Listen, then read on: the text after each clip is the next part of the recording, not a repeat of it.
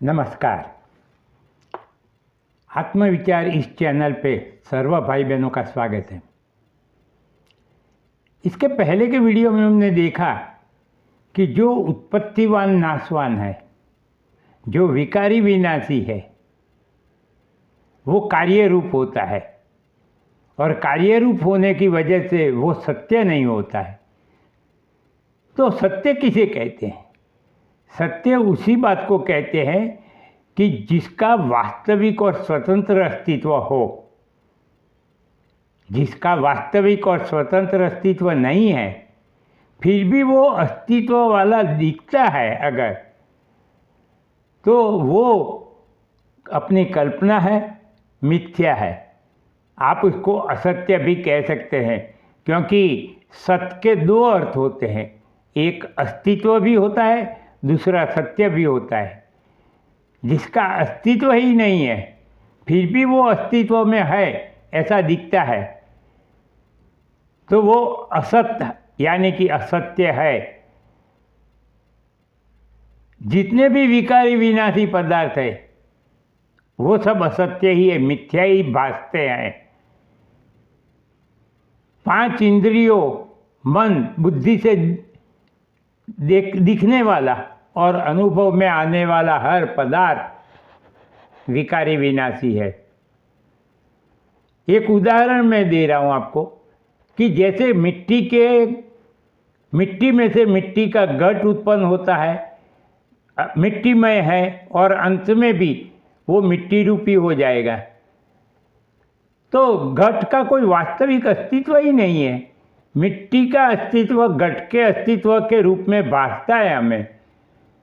घट नाम की कोई स्वतंत्र वस्तु नहीं है। मिट्टी के एक आकार को हमने नाम दिया है घट। हम कप भी बोल सकते हैं, कुंजा भी बोल सकते हैं, कुछ भी बोल सकते हैं हम, मगर अस्तित्व तो सिर्फ मिट्टी का ही रहेगा, क्योंकि आदि और अंत में जो होता है वही सत्य होता है। भागवत में भी ऐसा कहा है कि जो आदि में है और जो अंत में होता है वही वास्तव में सत्य होता है, बाकी सब भगवान की माया है। आदि जो घट वगैरह है वो आदि में भी मिट्टी है, अंत में भी मिट्टी है, तो वो आखिर में सत्य तो मिट्टी ही है। घट वगैरह जो भी आपको दिखता है सब वो सब असत्य है। अब सवाल ये उठता था, मैंने इसके पहले वीडियो में ये प्रश्न पूछा था कि जब पूरा जगत असत है, विकारी विनाशी है, उत्पत्तिवान नाशवान है और उसमें एक अविनाशी तत्व रहा है कि जिसकी वजह से ये विकारी विनाशी जगत चलता ही रहता है, सृष्टि चक्र चलता ही रहता है, तो वो अविनाशी तत्व तो है ही। वो अविनाशी तत्व हर विकारी विनाशी वस्तु में है, इवन वो अणु हो या सूर्य हो या चंद्र हो। इवन मैंने कहा था कि स्पेस, अवकाश, जिसको आकाश बोलते हैं संस्कृत में या वेदों में, उपनिषदों में, वो आकाश में भी परमात्मा है, मगर वो परमात्मा हमें नहीं दिखते हैं और हमें वस्तुएं दिखती है। उसका कारण क्या, ये प्रश्न था। उसका कारण है भगवान की खुद की माया। तो माया किसको कहते हैं? माया उसको कहते हैं कि जो स्वतंत्र अस्तित्व वाली वस्तु है उसको छिपा देता है, और जिसका अस्तित्व ही नहीं है उसको उसके अस्तित्व के रूप में दिखाता है, वो माया।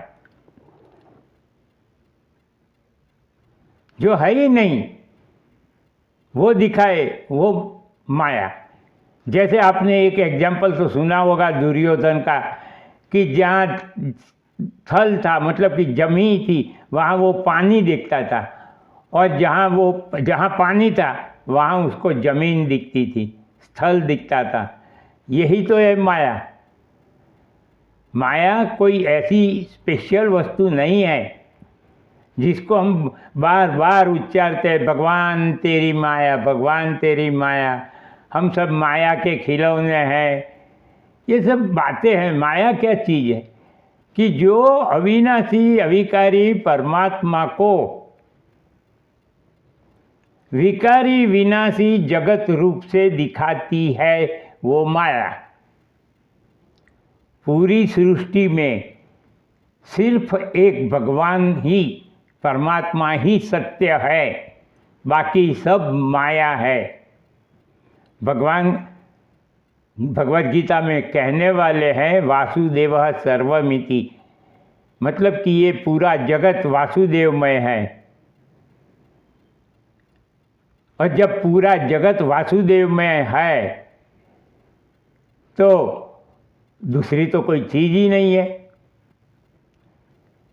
भगवान ने भागवत में, भगवान कृष्ण ने भागवत में कहा ही है कि वाणी से बोली जाने वाली और मन से सोची जाने वाली हर एक चीज़ को तुम मेरी माया समझो। माया का मतलब मिथ्या, असत्य। आपको इसके पहले वीडियो में मैंने बताया था कि असत का मतलब असत्य या मिथ्या। असत्य मतलब कि उसका अस्तित्व नहीं है, ऐसा नहीं, अस्तित्व है मगर वो मिथ्या है। घट या सोने की अंगूठी हमें जो दिखते हैं वो विथ बोरोड एग्जिस्टेंस है, उनका खुद का अस्तित्व नहीं है।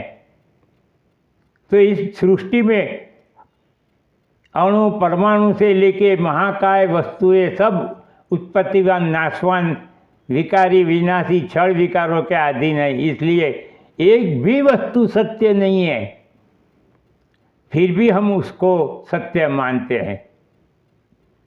मेरे भाई बहनों, आप ये समझ लेना कि भारतीय फिलोसॉफी, दर्शन शास्त्र, वेदांत कहो, भगवद गीता कहो, ये सब माया और सत असत के कंसेप्ट पर ही निर्भर बने हुए हैं। जब तक आप माया और सत असत का कंसेप्ट नहीं समझोगे तब तक आप भगवद गीता तो पढ़ लोगे, भागवत पढ़ लोगे, कुछ भी फायदा नहीं होगा। इसको समझना होगा आपको कि माया क्या चीज़ है। मैं इस पर सेपरेट वीडियो बनाने वाला हूँ, सत असत का विवेक और माया का स्वरूप, ऐसा करके। अभी हमको इंट्रोडक्शन में सिर्फ दे रहा हूँ। माया की पकड़ में आया हुआ आदमी परमात्मा को देखने की जगह वस्तुओं को देखता है, उनको सत्य मानता है, उसकी प्राप्ति करने में और उसको भोगने में जीवन की सार्थकता मानता है, इसलिए उसके पीछे भाग दौड़ करता रहता है। मगर उसमें से एक भी चीज़ सत्य नहीं है, और सत्य नहीं है इसलिए आप जब इस जगत को छोड़ के जाते हो आपके साथ आती नहीं है, वो सिर्फ कल्पना थी।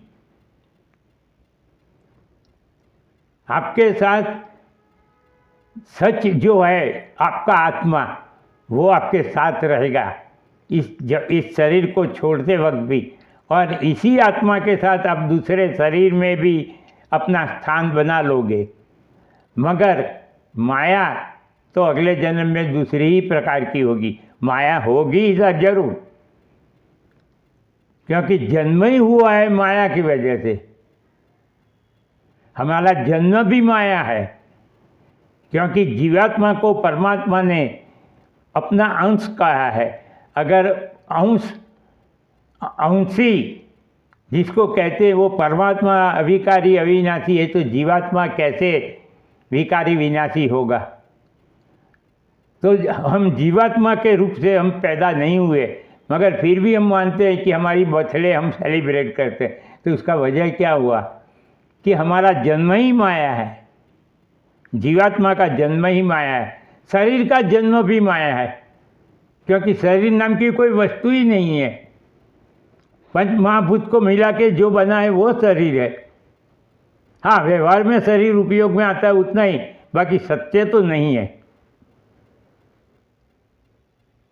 तो एक बात हो गई कि जो नहीं है उसको, जो असत है उसको सत के रूप में दिखाती है, जिसका अस्तित्व नहीं है उसको अस्तित्व वाली दिखाते हैं।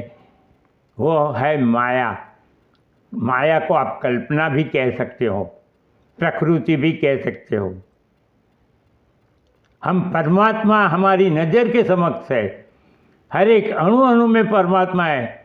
इवन हम जब मिट्टी के घड़े को स्पर्श करते हैं तो भले ही हम बोले कि हमने मिट्टी के घड़े को स्पर्श किया, वास्तव में हमने मिट्टी के घड़े को स्पर्श नहीं किया है, हमने मिट्टी को स्पर्श किया है। आप समझिए, सोचिए इस बारे में कि हमने मिट्टी के घड़े को स्पर्श किया या मिट्टी को स्पर्श किया। मिट्टी ही खुद घड़ा रूप बनी हुई है, तो हर एक चीज़ परमात्मा रूप है। और फिर भी हम परमात्मा को नहीं देखते हैं और मंदिर में जाते हैं दर्शन करने। जब तक आप सोचोगे नहीं, विचार नहीं करोगे, तब तक आप बस जो चिला चालू रूढ़ी रिवाज परंपरा है उसी तरह भगवान की भक्ति करते जाओगे, फायदा कुछ नहीं होगा। फायदा लेना है तो खुद विचार करो, सोचो, भगवान के सच्चे स्वरूप को देखने की कोशिश करो। भगवान की मूर्तियाँ जो बनी है, भगवान कृष्ण की हो, भगवान राम जी की हो, भगवान शंकर की हो, वो मनुष्य के मन की कल्पना है। भगवान खुद नई चीज ड्रॉ करके गए थे। और किसी ने भगवान तो देखा नहीं है कि उनका पिक्चर बना देवे। ये मनुष्य की मन की कल्पना है। हाँ, रामायण बना, महाभारत बना, उसमें राम जी की कथा थी, कृष्ण की कथा थी, भगवान कृष्ण की कथा थी।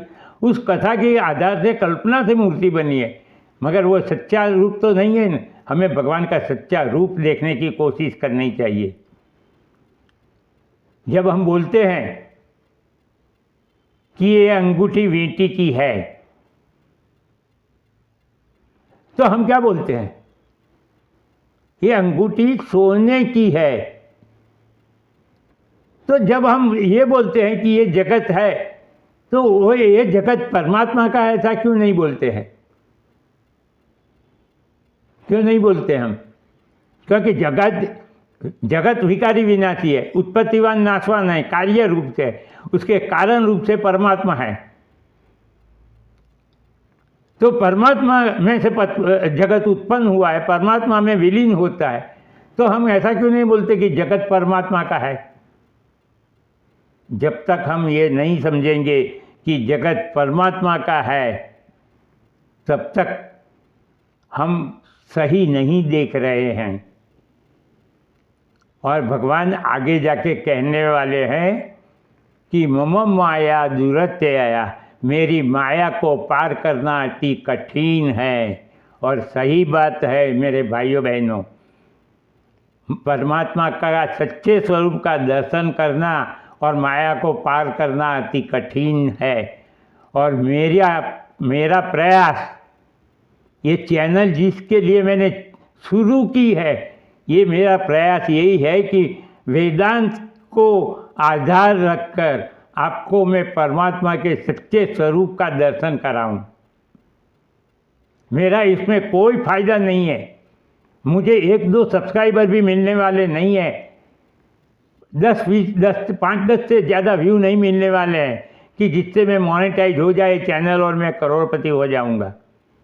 क्योंकि मैं कोई स्टूडियो लेके नहीं बैठा हूँ, हाई फाई कैमरा लेके नहीं बैठा हूँ, ये मोबाइल पर बना रहा हूँ। हाँ, कंटेंट आपको जो दूंगा वो अच्छा दूंगा, ये मेरी गारंटी रहेगी कि कंटेंट आपको ऑथेंटिकेट दूंगा। मेरे भाइयों बहनों, अगर आपको इस तरह से कंटेंट सुनने में रस हो, आत्मज्ञान की प्राप्ति में जिज्ञासा हो, तो इस चैनल को सब्सक्राइब करिए और सुनते रहिए। और आपके जितने भी स्नेहीजन हो, प्रियजन हो, कि जिनको आत्मज्ञान की प्राप्ति में जिज्ञासा हो, जिसको कंटेंट की वैल्यू समझ में आती हो, शो की वैल्यू नहीं, कंटेंट, सोने की वैल्यू मालूम हो जिसको, अंगूठे की वैल्यू में बात नहीं कर रहा हूँ, जिसको सोने की वैल्यू मालूम हो, उसको भी इस चैनल सब्सक्राइब करके सुनने को कहिए। हम अगले वीडियो में मिले, तब तक मेरा नमस्कार।